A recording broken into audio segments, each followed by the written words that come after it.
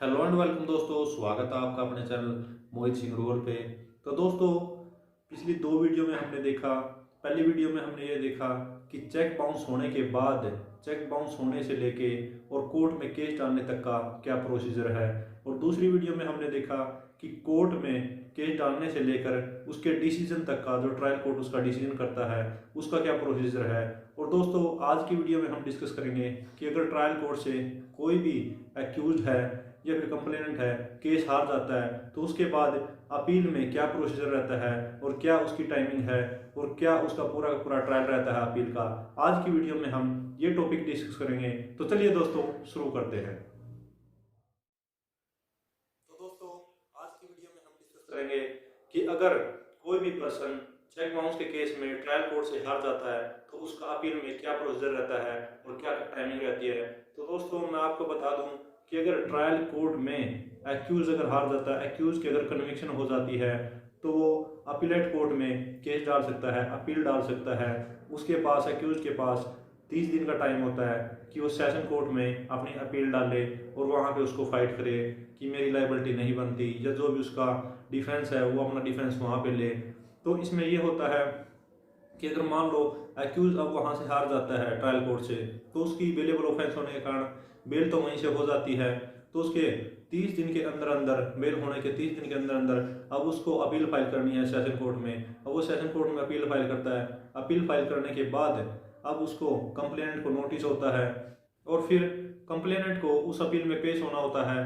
और कंप्लेनेंट जो है उसके पास एक रेमेडी है कि वो उस अपील में पेश होके एक एप्लीकेशन 148 जो है एनआई एक्ट में अमेंडमेंट के बाद आई थी, तो वो एप्लीकेशन लगा सकता है। उसमें जो है ट्रायल कोर्ट ने जो भी अवार्ड पास किया है, जो भी मान लीजिए 1 लाख रुपए का चेक बाउंस हुआ था, 1 लाख का अवार्ड पास किया ट्रायल कोर्ट ने, तो जो अपीलेट कोर्ट है वो मिनिमम 20% का जो कंपनसेशन है वो डायरेक्शन दे सकती है। 20% जो डिपॉजिट कराने का 1 लाख का, वो एक्यूज को डायरेक्शन दे सकती है कि तो पहले इस अमाउंट को, जो 20% है, इसको कोर्ट में जमा करा और उसके बाद ही आगे अपील को जो फर्दर प्रोसीड किया जाएगा।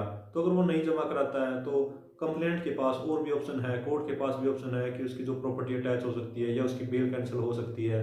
तो ऐसी रेमेडी दो तीन जो है कंप्लेंट के पास भी है और कोर्ट ये डायरेक्शन भी दे सकती है एक्यूज को। थोड़ा बहुत टाइम ऊपर नीचे 10-15 दिन का, 20 दिन का या 30 दिन तक और टाइम भी एक्यूज को मिल जाता है, लेकिन वो कोर्ट कंसीडर करती है कि इसको टाइम देना है या नहीं देना है डिपॉजिट कराने के लिए अमाउंट। उसके बाद ही वो जो अपील आगे फर्दर प्रोसीड करती है। और इसके अलावा जो अपीलेट कोर्ट है वो ट्रायल कोर्ट से रिकॉर्ड भी मंगवाती है। जो ओरिजिनल फाइल होती है ट्रायल कोर्ट में, जो कन्विक्शन हुई है या एक्विटल हुई है, तो वो जो है रिकॉर्ड पूरा का पूरा वो अपीलेट कोर्ट में आता है। और उसके बाद जो रिकॉर्ड अब आ जाता है, अब कंप्लेनेंट भी उसमें पेश हो चुका है, एक्यूज ने भी अपनी अपील फाइल कर दी है और 20% की जो एप्लीकेशन लगाई थी उसका भी डिसीजन हो चुका है। तो अब रिकॉर्ड भी आ चुका है वहाँ पे। तो अब मेन जो फाइनल स्टेज होती है वो आर्ग्यूमेंट की होती है। अब आर्ग्यूमेंट जो एक्यूज का काउंसिल है जिसने अपील फाइल की है, और जो कंप्लेनेंट का काउंसिल है जिसने जो डिफेंस लेना है, जिसने वो केस को फाइट करना है, जो एक्यूज अपनी प्ली लेके आया है कि मैं इन ग्राउंड्स पे ये अपील जीतना चाहता हूँ या इस अपील को आगे फर्दर प्रोसीड करना चाहता हूँ कि मेरी लाइबिलिटी नहीं बनती है। अब कंप्लेनेंट का वकील जो है वो डिफेंड करेगा इसको कि इसकी लाइबिलिटी बनती है या फिर इसकी जो भी है, ये इसने पैसा इतना अमाउंट लिया था तो इसकी सारी की सारी लाइबिलिटी बनती है और इसकी जो अपील है वो डिसमिस होनी चाहिए। तो अब दोनों जो काउंसिल होते हैं उनकी आपस में आर्ग्यूमेंट होती है। फाइनल स्टेज आर्ग्यूमेंट की है। आर्ग्यूमेंट के बाद अब जो है सेशन कोर्ट डिसाइड करती है कि ये जो इसकी लाइबिलिटी एक्यूज की बनती है या नहीं बनती। अगर उसकी लाइबिलिटी बनती है तो उसको वहाँ से भी कन्विक्शन हो जाती है और वहीं से उसको कस्टडी में ले लिया जाता है। वहाँ पे उसकी बेल नहीं होती है। उसके बाद 10-15 दिन, 20 दिन बाद या 25 दिन बाद फिर जाके उसकी बेल होती है, लेकिन तुरंत जैसे ट्रायल कोर्ट में उसकी कन्विक्शन के बाद बेल हो गई थी वो यहाँ पे नहीं होती है। और अगर सेशन कोर्ट वहाँ अपील में उस एक्यूज को बरी कर देती है तो अब कंप्लेंट के पास अपील का ऑप्शन है कि वो हाई कोर्ट में या फर्दर आगे सुप्रीम कोर्ट में अपील में जाए कि यहाँ से बरी हो चुका है और इसकी लाइबिलिटी बनती है, और यहाँ से उसको जो हाई कोर्ट से या सुप्रीम कोर्ट से इसको कन्विक्शन दी जाए। अब ये तो बात हो गई कन्विक्शन की कि अगर ट्रायल कोर्ट एक्यूज को कन्विक्शन, मतलब जो गिल्टी फाउंड कर देती है कि इसकी कन्विक्शन बनती है या इसको अपराधी करार किया जाता है चेक बाउंस के केस में, लेकिन अगर जो ट्रायल कोर्ट है वो उसको बरी कर देती है, एक्विटल कर देती है, तो अब कंप्लेनेंट के पास जो अपील का ऑप्शन है वो हाई कोर्ट में है, वो जो कंप्लेनेंट है वो अपील जो है हाई कोर्ट में फाइल कर सकता है और उसके पास 90 दिन का 90 डेज का टाइम होता है कि वो अपनी अपील जो है हाई कोर्ट में फाइल करे। अब जो कंप्लेनेंट है वो हाई कोर्ट में अपील फाइल कर देता है, तो अब ये नोटिस है वो एक्यूज को जाता है कि भाई पेश हो और इसमें अपना तो जो डिफेंस लेना चाहता है वो डिफेंस ले।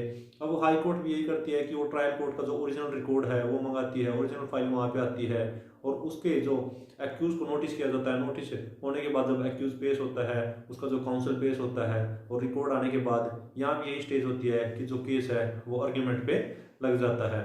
अब आर्ग्यूमेंट पे केस लग जाता है, वही फिर दोबारा प्रोसेस शुरू होता है कि कंप्लेनेंट का जो वकील है या एक्यूज का जो वकील है वो दोनों के दोनों आर्ग्यूमेंट करते हैं और आर्ग्यूमेंट होने के बाद स्टेज यही आती है कि या तो उसको कन्विक्शन दी जाती है एक्यूज को या फिर वहाँ से भी एक्विटल करार कर दिया जाता है। तो दोस्तों ये थी वीडियो कि जो ट्रायल कोर्ट के बाद जो भी उसकी एक्यूज की कन्विक्शन होती है या एक्विटल होती है तो अपील में कंप्लेनेंट के पास क्या प्रोसेस है और एक्यूज के पास क्या प्रोसेस रहता है अपील फाइल करने का और उसकी क्या टाइमिंग है और क्या प्रोसीजर होता है अपील में। तो दोस्तों अगर ये वीडियो आपको अच्छी लगी है तो लाइक कीजिए, शेयर कीजिए और अगर आपने अब तक ये चैनल सब्सक्राइब नहीं किया तो चैनल को सब्सक्राइब कर लीजिए। ऐसी ऐसी लॉ से रिलेटेड टॉपिक इस चैनल पे आते रहेंगे। Thank you so much.